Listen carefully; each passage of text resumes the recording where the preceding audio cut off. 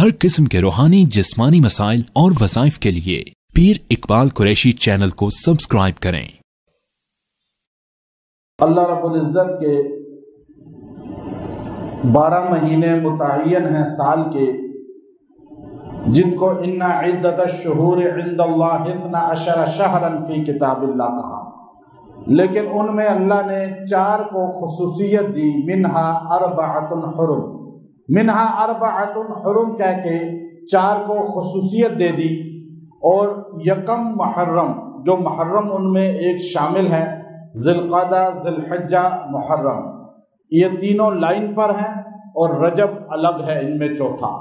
محرم کی 1 تاریخ کو داماد حیدر کرار، مراد رسول صلی اللہ علیہ وسلم، خلیفہ مومنین، جانشین خلیفۃ الرسول ابو بکر صدیق رضی اللہ تعالی عنہ، حضرت عمر بن خطاب رضی اللہ تعالی عنہ کی شہادت کا دن ہے، جن کے بارے میں رسول اللہ صلی اللہ علیہ وسلم نے ایسے ایسے تمغات عطا فرمائے کہ کائنات کے اندر آپ کو اللہ نے ایسا شرف دیا ہے، اعزاز دیا ہے کہ مسلمان سارے کے سارے آپ کو تو اپنا رہبر و رہنما مانتے ہی ہیں، لیکن دنیا کے بڑے بڑے کفار بھی حیدر کرار رضی اللہ تعالی عنہ اور دیگر صحابہ کرام، جن میں جرنیل صحابہ جو بڑے بڑے گزرے ہیں،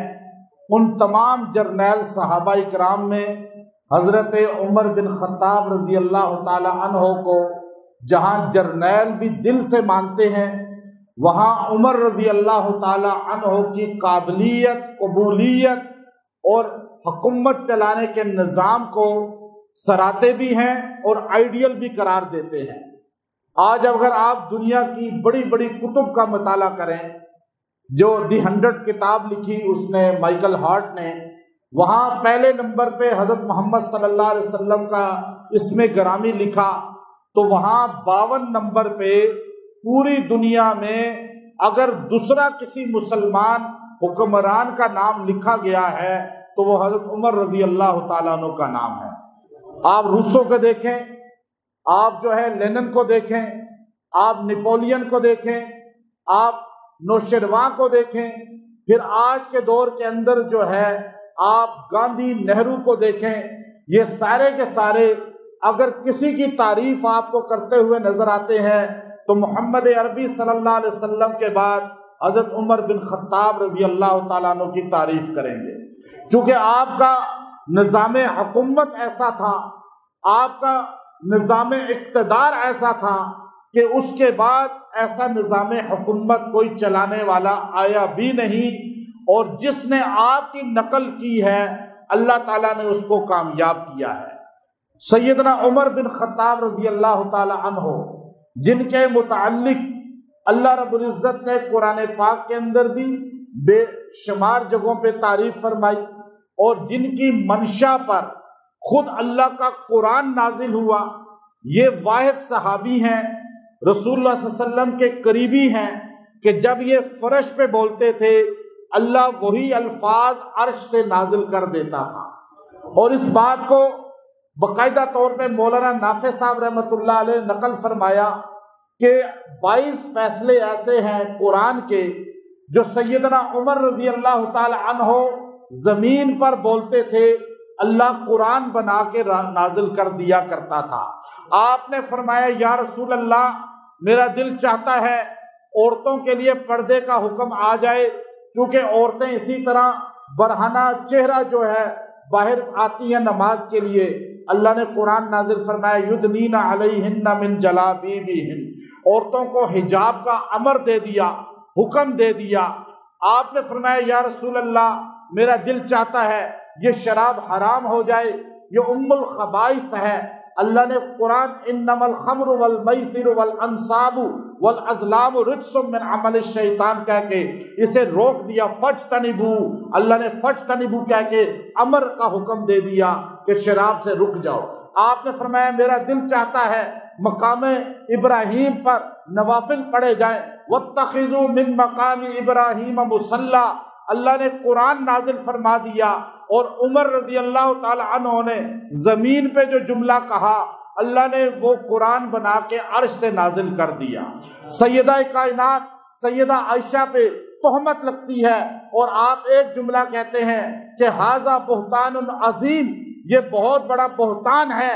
آپ نے فرش پہ کہا، اللہ نے عرش سے قرآن بنا کے نازل کیا کہ یہ بہتان جو ہے، یہ تہمت جو ہے، یہ کائنات کا سب سے بڑا جرم ہے جو ان خبیثوں نے کیا ہے جو سیدہ کائنات کے منکر ہیں، آپ کی شان کے منکر ہیں۔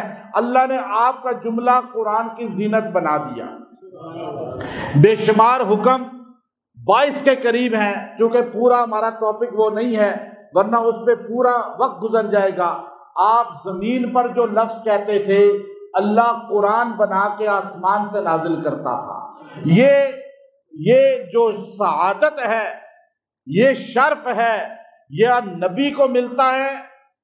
نبی جو زمین پہ بولتا ہے وہ قرآن بن جاتا ہے۔ یہ اعزاز نبیوں کا تھا، اللہ نے یہ عمر بن خطاب رضی اللہ تعالیٰ عنہ کو عطا کیا۔ اسی لیے ہمارے نبی صلی اللہ علیہ وسلم نے فرمایا لو کانا، لو کا لفظ بولا، لو کانا بعدی نبیہ، اگر میرے بعد کوئی نبی ہوتا، لو کہہ کے بتایا کہ ہوگا نہیں، میرے بعد نبی کوئی نہیں ہوگا، رسول کوئی نہیں آئے گا، لو اگر ہوتا میرے بعد کوئی نبی تو لکانا عمر، عمر تھا اس قابل کہ وہ نبی بن سکتا تھا۔ جو نبیوں کی صفات ہیں وہ عمر بن خطاب میں ہیں، جو رسولوں کی صفات ہیں وہ غلام رسول عمر بن خطاب میں ہیں۔ یہی تو نبی کی نظر کا کمال ہے کہ ہمارے نبی کی نظر جن صحابہ پہ پڑی ہے اللہ نے ان کو بھی نبیوں کا جانشین بنا دیا ہے اور نبوت والی صفات دے دی ہیں کہ ہمارے آقا نے فرمایا کہ لو کان بعدی نبیہ، میرے بعد کوئی نبی ہوتا تو عمر ہوتا۔ پھر ہمارے نبی نے فرمایا ان اللہ جعل الحق علی لسان عمر، جو حق ہے وہ عمر کی زبان سے ہمیشہ جاری رہتا ہے۔ عمر جب بولتا ہے حق بولتا ہے، عمر جب بولتا ہے سچ بولتا ہے، عمر جب بولتا ہے اللہ ہی کی بات بولتا ہے۔ اسی لیے عمر یہاں بولتے تھے، اللہ قرآن بنا کے آسمانوں سے نازل کرتا تھا۔ یہ عمر کوئی عام انسان نہیں تھے، یہ کوئی عام انسان نہیں تھے، بلکہ ان کو مانگا گیا تھا۔ کس نے مانگا تھا؟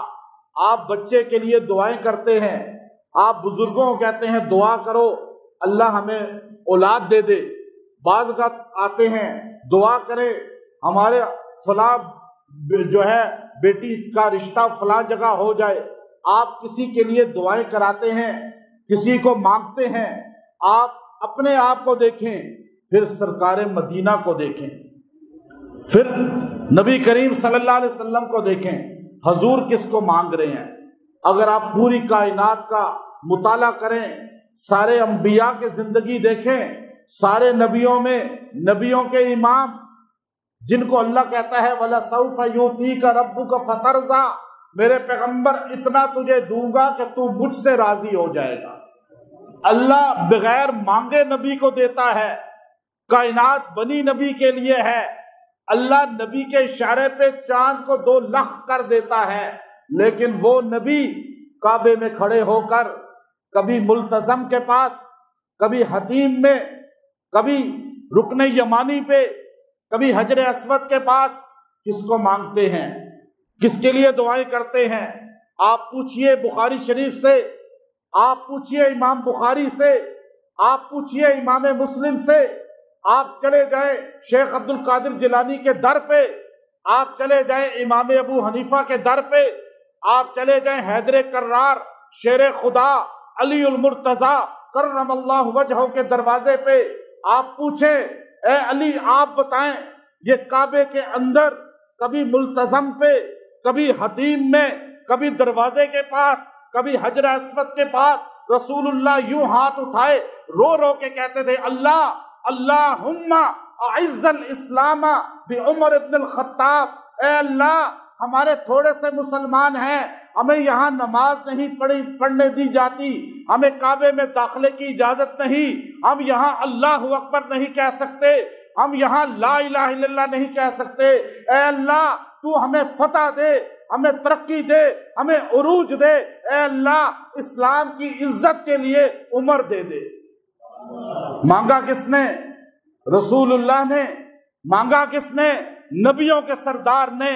نبیوں کو سردار کسی غلط کو مانگ سکتا ہے؟ کسی غلط؟ آپ جو عمر کو غلط کہتے ہیں نا، وہ در حقیقت رسول اللہ کے بے ادب ہیں، رسول اللہ کے گستاخ ہیں، کہ رسول اللہ آپ سمجھتے ہیں ہمارے بزرگ کل کی باتیں بتا سکتے ہیں جو جھوٹ ہے، کیا نبی کو اللہ کل نہیں بتاتا؟ نبی کو کل کی نہیں خبر؟ اللہ کو نہیں پتا کہ عمر کل کیسا ہوگا؟ کیا نبی کو اللہ نے نہیں بتایا؟ عمر تھا ہی ہیرو، اللہ نے اسی لیے تو حضور کی زبان سے کہلوایا تاکہ 1400 سال کے بعد بھی سنیوں کو پتا چل جائے کہ عمر ہے ہی اسلام کی عزت، اور اسلام عمر کو عزت دینے والا ہے، عمر اسلام کو پھیلانے والا ہے۔ اور حضور نے رو رو کے کہا، ایک بار نہیں، دو بار نہیں، 20ویں بار۔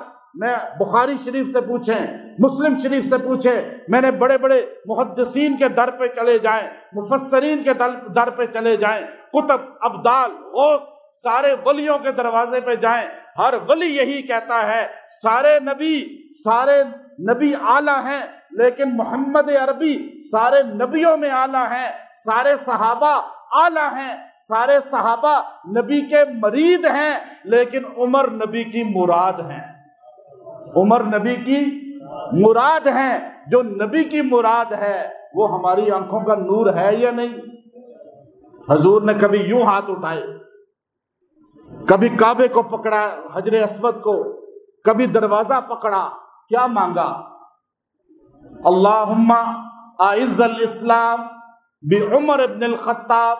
بعض روایات میں ہے 2 عمر میں سے 1 عمر دے دے، لیکن ایک جو سیرت ابن اسحاق ہے، سب سے پہلے تاریخ کی کتاب، امام بخاری سے ہی پہلے، وہ کہتے ہیں حضور نے صرف مانگا اللہ عمر دے دے، عمر دے دے۔ اب بات یہ ہے، بعض لوگ کہتے ہیں کہ یہ جیسے ہمارے تبلیغی جماعت کے بزرگ ہیں، وہ کہتے ہیں بیان مقصود نہیں ہے، شخصیات مقصود نہیں ہے مقصود۔ حضور نے شخصیت مانگی یا نہیں مانگی؟ عمر آیا تو اسلام بڑھا یا نہیں بڑھا؟ اب آپ مولانا طارق جمیل صاحب کو رائیونڈ پہ بیان دیں، اجتماعوں میں بیان دیں، ان کے بیان سے بڑھے گا دین کے اندر لوگوں کا تقوی، ایمان اور لوگوں کا تعلق قرآن اور حدیث سے زیادہ بڑھے گا یا کم ہوگا؟ آپ کہتے ہیں نہیں جی ہمارا بیان مقصود نہیں ہے، شخصیات، یہ جھوٹ ہے مقصود۔ ہم اپنے بڑوں کی قدر کرتے ہیں اور ہم اس لیے اولیاء اللہ کی عزت کرتے ہیں۔ حضور نے ہاتھ اٹھائے، اللہم، دروازے کو پکڑ کے مانگا، حضور بار بار مانگا۔ جب حضور علیہ السلام نے بار بار مانگا، دروازے کے پاس مانگا، تو پھر اللہ نے عمر دیے۔ عمر آئے تھے قتل کے ارادے سے۔ بعض لوگ کہتے ہیں جی قتل تھے اس وقت زمانے جاہلیت میں اور جذبات میں تھے، کہ جب پتہ انہوں نے غصہ دلایا، ابو جہل نے کہا عمر یہ تو نبی صلی اللہ علیہ وسلم کی باتوں سے سارے ادھر جا رہے ہیں، حق بات لوگوں کو لاتی ہے نا، اور باطل جو ہے وہ ظاہر ہو جاتا ہے۔ اب وہ سارے ڈرے ہوئے تھے۔ عمر اپنی بہن کے گھر گئے، لمبا واقعہ ہے، آپ کو سنا ہوا ہے۔ اب وہاں گئے، بہن خباب بن ارد صحابی سے پڑھ رہی تھی وہ قرآن، فاطمہ اور ان کے سعید، ان کے یہ نام لکھا ہوا ہے، عشرہ مبشرہ میں ہے خامن، وہ پڑھ رہے تھے تو چھپ گیا خباب بن ارد۔ آپ نے داخل ہوتے ہی بہنوئی کو مارا، بہن کو مارا۔ بہن بھی عمر خطاب کی تھی، جذبات میں کہنے لگی عمر گردن کاٹ دے، ہم پھر بھی کلمہ نہیں چھوڑیں گے۔ آپ نے کہا یہ کیا ہوا؟ بہن تو میری ہے، خون تو خطاب کا ہے۔ کہا اچھا بتاؤ کیا پڑھ رہے تھے؟ کہا نہیں تو نجس ہے، رہتا مکے میں ہے، رہتے مکے میں ہے، لیکن بہن کہہ رہی ہے تو نجس ہے، تو پہلے غسل کر پھر قرآن کو ہاتھ لگانا۔ سورہ طٰہٰ پڑھ رہے تھے، حضرت عمر نے کہا اچھا بہن میں غسل کر کے آتا ہوں. نہا کے آئے, بیٹھ کے, بلڈ پریشر بھی پانی پڑنے سے سر پہ تھوڑا سا ڈاؤن ہو گیا نا, غصہ کم ہو گیا. اب آ کے بیٹھ گئے, اب بولو کیا پڑھ رہے تھے؟ حضرت خباب چھپ کے اندر بیٹھے تھے, باہر نکلے, آپ نے تلاوت شروع کی. جب سورۃ طٰہٰ پڑھنی شروع کی, حضرت عمر کی آنکھوں سے آنسو بہنے شروع ہو گئے. آپ نے فرمایا کہ یہ کلام تو واقعی آسمانی ہے, یہ کوئی لکھ نہیں سکتا, چلو مجھے لے کے جاؤ, میں کلمہ پڑھتا ہوں. وہی تلوار ہاتھ میں لے کے حضور کی خدمت میں گئے. جب وہ جبل ابو قبیس اب ٹوٹ گیا, جہاں اذان ہوتی ہے حرم میں, وہاں جبل ابو قبیس تھا, اس کے اوپر حضرت ارقم کا گھر تھا, اور حضور وہاں چھپ کے چند صحابہ کے ساتھ, چند صحابہ انگلی پہ گنے ہوئے, ان کے ساتھ چھپ کے نماز, چھپ کے تبلیغ, چھپ کے عبادت ہوتی تھی. اور ان کو حتیم مطاف کعبہ میں آنے کی اجازت نہیں تھی.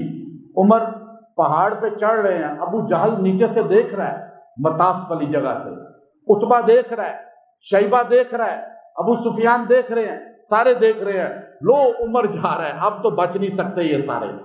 ان کافروں کو بھی پتا تھا کہ عمر کا مقابلہ, کافر بھی عمر کی عظمت جانتے تھے.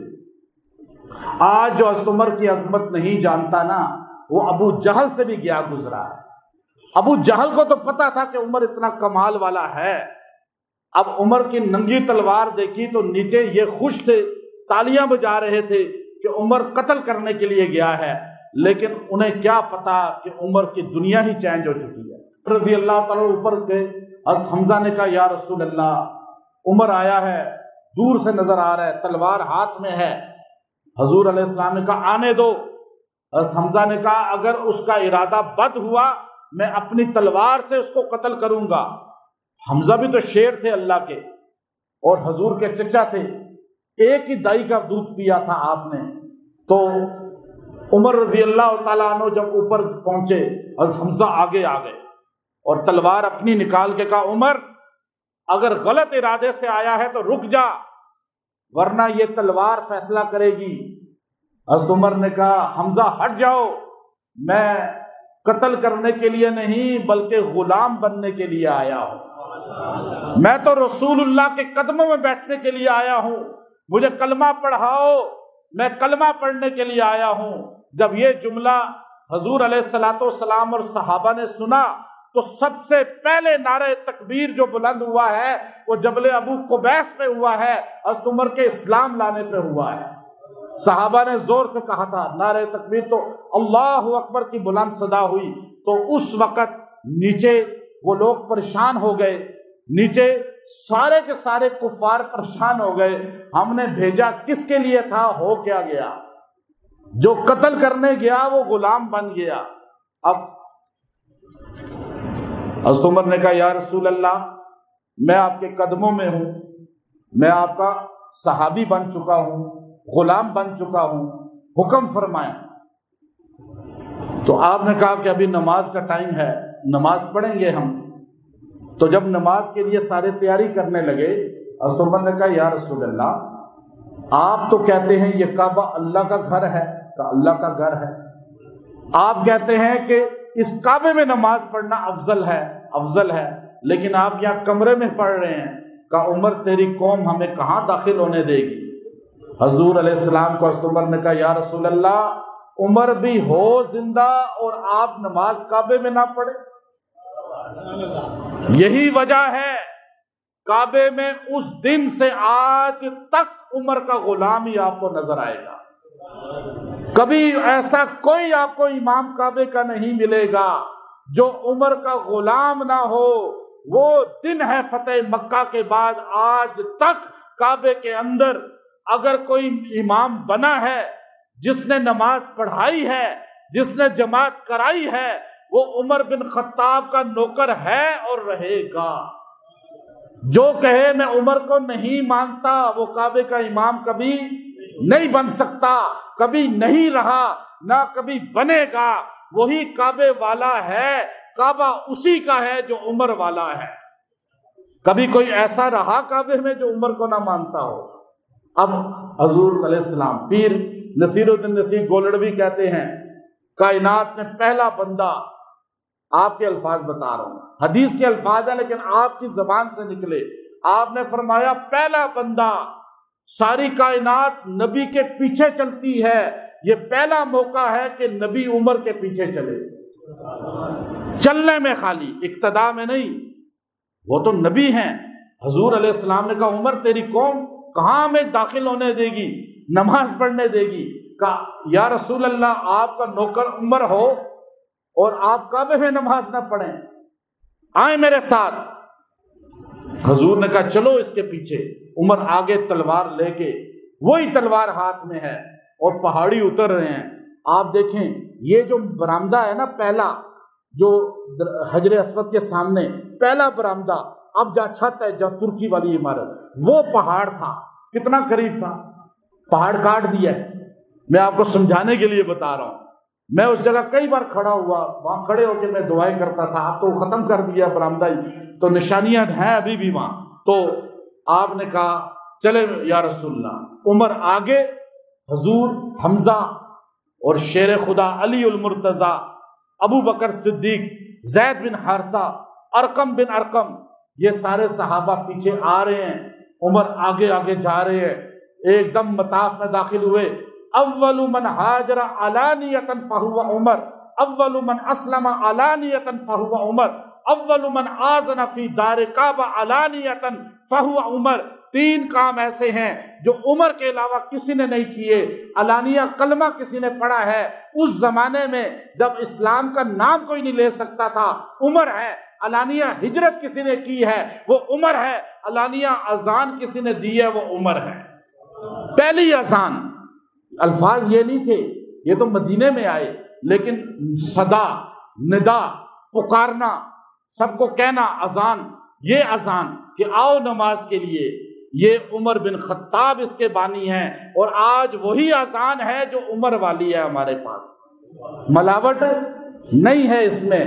آپ نے مطاف میں کھڑے ہو کے کہا یوں تلوار نکال کے، لوگوں جو بیویوں کو بیوہ کرانا چاہتا ہے، بچوں کو یتیم کرانا چاہتا ہے، وہ محمد عربی کا رستہ روک کے دکھائے، عمر اس کی گردن یہی کاٹے گا۔ آج سوچ لو، سن لو کہ محمد عربی اکیلے نہیں ہیں، ان کا غلام عمر بن چکا ہے۔ عمر آئے اور نماز مسجد میں نہ ہو، اسی لیے تو مسجد سے نفرت ہے عمر کے غلاموں کو، جو عمر کے مخالفین ہیں، ان کو مسجد نام ہی پسند نہیں ہے۔ جو عمر کو نہیں مانتے وہ اپنی عبادت خانے کو مسجد نہیں کہتے۔ آپ نے کہا مسجد میں ہوگی نماز۔ آپ نے جب صدا لگائی، ایک وہاں سے اٹھا، عمر نے اس کو پکڑا اور یوں دبوچا، مکہ مارا، ایک وہاں سے اٹھا، آپ ساروں کو لپٹ گئے، ایک ایک کو نیچے گرا دیا۔ جب سارے زخمی ہو گئے کافر تو سارے چپ کر کے سائڈ پہ بیٹھ گئے۔ حضرت عمر نے کھڑے ہو کے صدا لگائی، اذان کی صدا تھی۔ اس کے بعد حضور آگے بڑھے، حضور نے نماز پڑھائی، سارے صحابہ نے نماز پڑھی۔ پہلی نماز کے داعی عمر بن خطاب ہیں اس کے کعبے میں، اسی لیے اس کعبے کو حضرت عمر کے غلاموں نے 1400 سال میں چھوڑا نہیں ہے۔ طواف صرف کعبے کا ہوتا ہے، کعبے کے علاوہ کسی کا طواف قبر کا، شجر کا، حجر کا ہے، ہو ہی نہیں سکتا۔ اب عمر بن خطاب وہ انسان جو سب سے پہلے صدا لگانے والا ہیرو ہے ہمارے بچوں کو آپ سکھائیں۔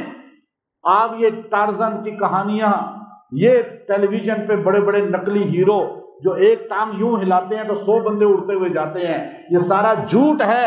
اصلی ہیرو تو عمر بن خطاب ہیں، وہ اصلی ہیرو جن کے بارے میں دنیا نیپولین نے کہا، سپہ سالار یورپ کا بوناپارٹ، وہ کہنے لگا اگر عمر کو 10 سال اور ملتے اس دنیا میں کوئی کافر نہ ہوتا۔ حضور کے سب سے بڑے بے ادب دو تھے، ایک نوشیروان اور ایک کیسر روم، اور یہ ٹاپ کی سلطنتیں تھی، جیسے آج اسرائیل ہے، جیسے آج امریکہ ہے، ایسے بڑی طاقت اور روس جیسی طاقت تھی، اور ان کے بارے میں عرب لوگ تصور نہیں کر سکتے تھے کہ یہ سر نگو ہوں گی، ٹوٹیں گی، لیکن ان کو توڑنے والا عمر بن خطاب ہے۔ اور یہ حضور کا غلام ہے. اور آج بھی اگر امریکہ اور روس کو کسی نے شکست دی ہے تو وہ بھی عمر بن خطاب کے غلام ہیں جو ہمارے پڑوس میں رہتے ہیں. ایسا ہے یا نہیں؟ عمر نام ہی ایسا ہے.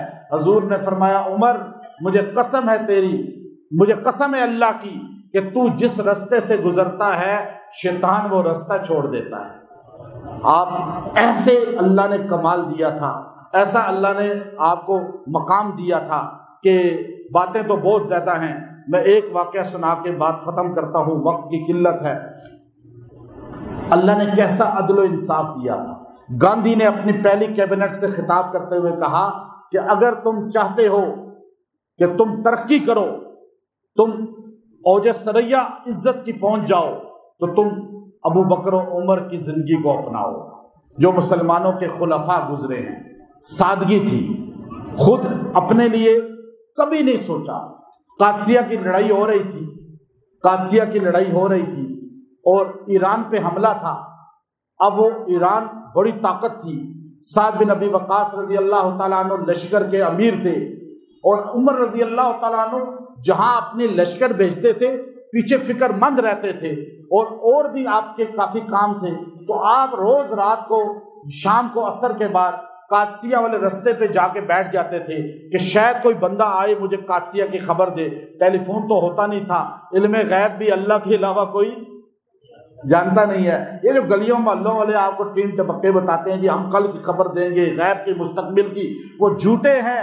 عمر کو غیب کی خبر نہیں ہے تو ان کو کہاں سے ہوگی؟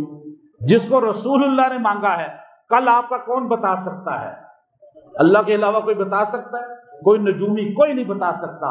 اب عمر رضی اللہ تعالی عنہ جو ہے بیٹھ جاتے، پھر شام ہوتی، رات ہو جاتی، اٹھ کے آ جاتے، پھر اگلے دن بیٹھ جاتے کہ قادسیہ کا کیا ہوا، ایران کے ساتھ ٹکر ہے، اور آپ دعائیں کرتے تھے یا اللہ ہمارے صحابہ کو فتح دینا. ادھر ایک گھڑ سوار دوڑتا ہوا نظر آیا.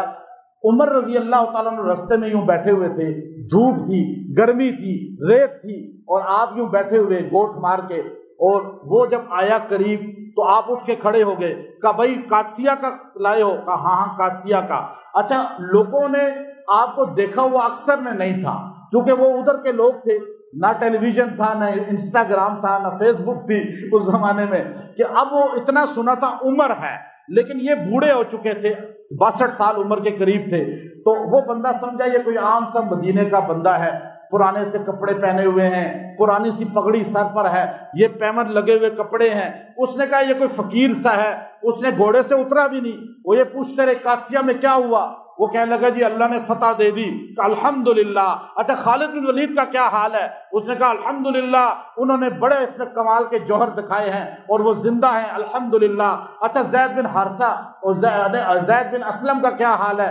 اس کا نام پوچھا آپ نے. اس نے کہا جی الحمدللہ وہ بھی صحیح سالم ہے. پھر آپ نے کہا اچھا سعد رضی اللہ کے بارے میں بتاؤ. وہ چلتا رہا اور آپ اس کے گھوڑے کے ساتھ دوڑتے رہے اور وہ گھوڑا دوڑاتا رہا یہاں تک کہ آپ کا ایک جوتا پیچھے رہ گیا اور آپ ایک جوتا پہنے ہوئے اس کے ساتھ چل رہے ہیں یہاں تک کہ مدینہ میں داخل ہو گئے. مدینہ کے لوگوں نے دیکھا امیر المومنین جن کے نام سے کسرا ڈرتا تھا، جن کے نام سے کیسر ڈرتا تھا، شیطان جن کے راستے میں نہیں آ سکتا، ایک عام سا مجاہد گھوڑے پہ سوار ہے اور امیر المومنین اس کے پیچھے دوڑ رہے ہیں اور پوچھ رہے ہیں بتاؤ سعد بن ابی وقاص کا کیا حال ہے؟ اس نے کہا سعد تو صحیح سالم ہے، اللہ نے ان کو فتح عطا فرمائی ہے. لیکن جب لوگ آگے بڑھے امیر المومنین کے لیے تو وہ بندہ ڈر گیا کہ یہ عمر ہے. وہ نیچے اترا اور آپ کے قدموں میں بیٹھ گیا. آپ نے کہا نہیں تو ڈر نہیں، میں تو تیری طرح کا ایک عام آدمی ہوں، بلکہ تو مجھ سے افضل ہے کہ تو جہاد کرنے والا ہے، میں تو بوڑھا ہو کے مدینے میں بیٹھا ہوا ہوں. ایسے حکمران ہیں ہمارے حکمران. اب ابو موسیٰ اشعری رضی اللہ تعالیٰ عنہ کو امام ابن کثیر لکھتے ہیں کہ وہ فتح کر رہے تھے ایک علاقہ، مال غنیمت لے کے مدینہ آئے تو مدینے میں انبار لگ گئے سونا چاندی کے. تو 1 دینار سونے کا وہ ایک سائڈ پہ گر گیا تو اب وہ باقی مال تقسیم ہو گیا تو وہ دینار آپ کو ملا. تو اتنا اجازت تھی کہ جو امیر ہے وہ 1-2 دینار خرچ کر سکتا ہے، لوگوں کو دے سکتا ہے اپنی مرضی سے. تو انہوں نے دینار اٹھا کر اپنے ہاتھ میں پکڑا، کہا کس کو دوں؟ اتنے میں سامنے سے عبداللہ ابن عمر گزرے، بچے تھے، امیر المومنین کے بیٹے تھے، بادشاہ کے بیٹے تھے، اب پاس سے گزرے، آپ نے کہا بیٹا یہ لو کوئی چیز کھا لینا۔ عبداللہ بن عمر بچے تھے، وہ پیسہ لیا اور گھر جا کے اپنے ابا کو دیا، ابا جان یہ مجھے پیسے دینار دیے ہیں۔ کس نے دیے ہیں؟ ابو موسیٰ اشعری نے۔ حضرت عمر باہر آگے پیسے لے کر ابو موسیٰ اشعری کو بلایا کہ ابو موسیٰ تم میری محنت کا، میری قربانیوں کا یہ صلہ دے رہا ہے کہ میرے بچوں کو دنیا پرستی سکھا رہا ہے، میرے گھر میں دنیا بھیج رہا ہے، تو میرے بچے کو دین سکھاتا، تقوی سکھاتا، تو نے دینار دے کر میرے بچے کو دنیا کی محبت میں ڈالنا چاہا، مجھے بڑا افسوس ہے، یہ دینار واپس لے، آج کے بعد عبداللہ بن عمر کا تو نے کوئی دینار نہیں دینا۔ آج تو بچوں کو ہی سکھایا جاتا ہے چوری کیسے کرنی ہے، ڈکیتیاں کیسے کرنی ہیں۔ ناظم صاحب، ایم پی اے صاحب، ایم این اے صاحب، ہمارے وزیر، ہمارے بڑے جتنے ہیں وہ وزیر بنتے ہیں، بھائی کو ٹھیکیدار بناتے ہیں کہ یہ ٹھیکہ آپ کو دیں گے، 1 کروڑ کا ٹھیکہ 10 لاکھ روپیہ روڈ پہ لگتا ہے، 90 لاکھ ان کی تقسیم ہوتا ہے جیبوں میں۔ یہ عمر بن خطاب نہیں تھے۔ حضرت عمر رضی اللہ کو پتا چلا کہ میرا ایک گورنر جو ہے اس نے گارڈ کھڑا کر دیا دروازے پہ، غیاض بن غنم۔ آپ نے کہا اچھا جاؤ انٹیلیجنس عبد الرحمن بن عوف چیک کرو۔ چیک کیا، ایسا ہی ہے جی، وہ تو لوگوں کو آنے نہیں دیتا اندر، لوگ باہر دھوپ میں انتظار کرتے ہیں، کہ جاؤ اسے گرفتار کر کے لاؤ۔ گئے، ان کو گرفتار کر کے لائے۔ آپ نے کہا غیاض تیرا باپ بکریاں چراتا تھا اور تو بھی بکریاں چراتا تھا، میں نے تجھے گورنری دی، اسلام نے تجھے عزت دی ہے، اور جن لوگوں کی وجہ سے تجھے عزت ملی آج وہ تجھ تک پہنچ نہیں سکتے، تجھ سے بات نہیں کر سکتے، تو تیری اس گورنری کا کیا فائدہ؟ جا 1 سال تو نے بکریاں چرانی ہے، پھر میرے پاس آنا ہے۔ آج آئے نا ہماری حکومت، ریاست مدینہ اس کا نام ہے، آج لائے کوئی ایسا، اور ایسا گورنر ہے کوئی؟ جب خراسان پہ حملہ ہوا، سعد رضی اللہ کہنے لگے امیر المومنین ہم ان سے ٹیکس لیتے ہیں کہ 1 سال حفاظت کریں گے عیسائیوں کی، ٹیکس لیا ہے ہم نے، آپ بتائیں 6 مہینے بعد ہمیں شہر چھوڑنا ہے، اب کیا کریں؟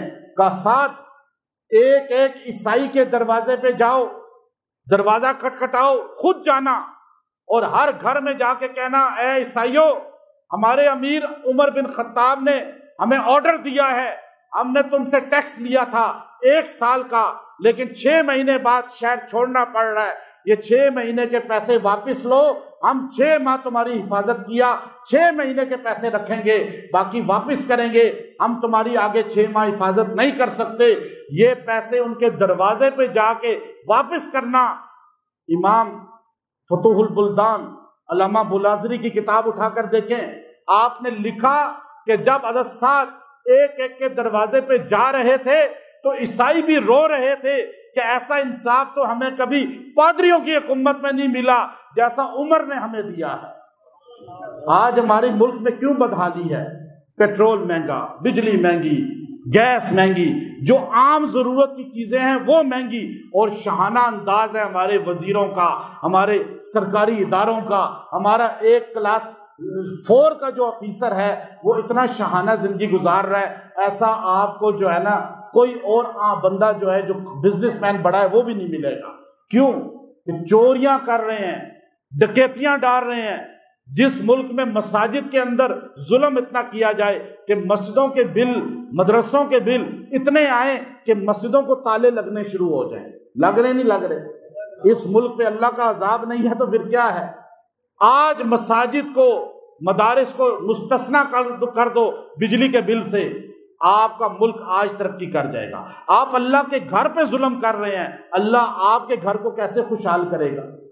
آج پورے پاکستان کے اندر مساجد کے اندر کتنا ظلم ہو رہا ہے کہ ٹی وی کا بل بھی مسجدوں سے لیا جا رہا ہے۔ کیا اس عمر کے یہ نوکر ہیں؟ یہ حکمران ہمارے عیسائی یہودیوں کے تو غلام ہیں، عمر بن خطاب کے غلام نہیں ہیں۔ جس دن یہ عمر بن خطاب کے غلام بن گئے، رب کعبہ کی قسم یہ ملک ناروے امریکہ سے زیادہ ترقی کر جائے گا۔ ناروے نے عمر لایا، آج وہ کہاں پہنچ گیا؟ آپ جا کے پوچھیں ناروے کی حکومت سے تمہارے ملک میں کون سا قانون نافذ ہے، وہ کہے گا عمر لا۔ کون سا لا؟ لا، نام ہی اس کو عمر لا ہے۔ اور ہم بش لا، کلنٹن لا، ہم فرنگی لا۔ اس ملک کے اندر نظام ہی قرآن کا نہیں ہے، جس کی وجہ سے سارے ذلیل ہو رہے ہیں۔ ذلت سے نکلنے کے لیے عمر کے قدموں میں جانا پڑے گا، اور جائیں گے یا نہیں جائیں گے؟ ہم سارے غلام کس کے ہیں؟ عمر بن خطاب کے۔ یہ اللہ جمعے کے دن ہماری گواہی قبول کرے کہ ہم انشاءاللہ اس جہاں میں بھی عمر کے غلام ہیں، اس جہاں میں بھی انشاءاللہ۔ یہ بھیجا ہے ہمارے یہاں کے مقامی ساتھیوں نے۔ ٹائم تھوڑا سا زیادہ ہو جاتا ہے، آپ لوگ تنگ تو نہیں آ جاتے؟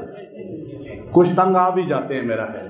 اب میرا مزاج ایسا ہے بات پوری کرنا، ابھی بھی بہت بات باقی ہے، لیکن آپ بیٹھنا چاہیں تو عصر تک بات ہو سکتی ہے، لیکن جمعہ لیٹ ہو جائے، لیکن اتنا ٹائم تو آپ برداشت کر لیتے ہیں نا۔ ناراض کوئی ہوتا ہے تو ہاتھ کھڑا کر لے، پتہ چل جائے۔ کوئی ناراض ہوتا ہے؟ میں رٹی ہوئی باتیں کبھی یاد نہیں کرتا، واللہ کبھی ممبر پہ رٹ کے باتیں میں نہیں آیا ہوں، جو منہ سے نکلے قرآن اور حدیث کے علاوہ نہیں، تو آپ کے دل میں تو اترے نا۔ اترتا ہے یا نہیں اترتا؟ کون اتارنے والا ہے؟ اللہ۔ لیکن بات اب ان کی کر رہے ہیں تو انشاءاللہ اترے گی۔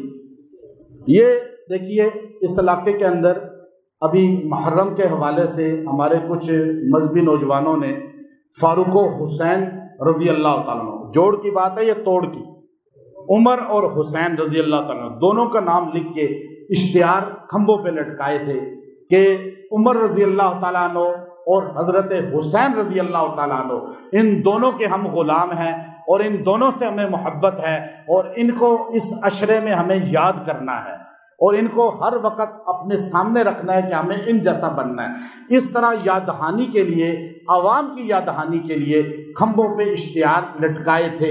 لیکن اس علاقے کی ایک سیاسی جماعت ہے، اور اس کے کارکنوں نے اپنی سیاسی جماعت کے تصویریں جو ہے حضرت عمر، حضرت حسین رضی اللہ تعالیٰ عنہ کے بینر پھاڑ کے زمین پہ پھینک کر اس پر ان اپنے لیڈران کی تصویریں لگا دی۔ آپ بتائیں اس سے بڑی لعنت ہے کوئی ان کے لیے؟ ان کی ناکامی کے لیے یہی کافی ہے کہ انہوں نے حسین اور عمر کا نام کاٹا۔ اللہ تعالیٰ ان کو کبھی فتح دے سکتا ہے؟ ان بڑوں کو سوچنا چاہیے کہ یہ آپ کے کارکنوں کی تربیت ہے کہ آپ نے کوئی اور جگہ نہیں ملی آپ کو، یہاں 500 کھمبے ہیں، آپ کو 10 کھمبوں پہ خالی یہ لگے ہوئے حسین رضی اللہ تعالیٰ عنہ، عمر رضی اللہ کے نام، آپ 10 کو اتار کے اپنے اشتہار لگا رہے ہیں، آپ باقی 900 کھمبوں پہ لگائیں نا، آپ کہیں اور لگا دیں۔ کیا آپ عمر کے غلام نہیں ہیں؟ کیا آپ حسین ابن علی کے غلام نہیں ہیں؟ یہ ان سیاسی جماعتوں کو دین کی تربیت ہونی چاہیے، ان کے کارکنوں کو دین کی تربیت ہونی چاہیے۔ آج المیہ یہ ہے، ہمارا سیاسی ورکر اپنے سیاسی لیڈر کو صحابہ سے بھی زیادہ بڑا مانتا ہے، اس کے لیے جان دیتا ہے، صحابہ کے نام کو پھاڑتا ہے۔ اللہ ان کو ہدایت دے، ہم ان کے لیے ہدایت کر سکتے ہیں۔ انتظامیہ، ہمارا تھانہ، ہمارے انٹیلیجنس ادارے نوٹس لیں، ایسی جماعت والوں کے خلاف ایکشن لیں۔ بے شک ان کی حکومت ہے، ایکشن تو آپ نے اللہ کے لیے لینا ہے نا، لیں گے یا نہیں؟ آپ سارے احتجاج کرتے ہیں، آپ کا احتجاج ہے، اللہ ان کو ہدایت دے، ہم ان کے لیے صرف دعا کرتے ہیں، اور جو ان کے پیچھے ہیں اللہ ان کو بھی ہدایت دے، اور جو یہ کام کر رہے ہیں اللہ ان کو بھی ہدایت دے، اللہ ہم سب کو بھی ہدایت دے۔ وآخر دعوانا الحمدللہ۔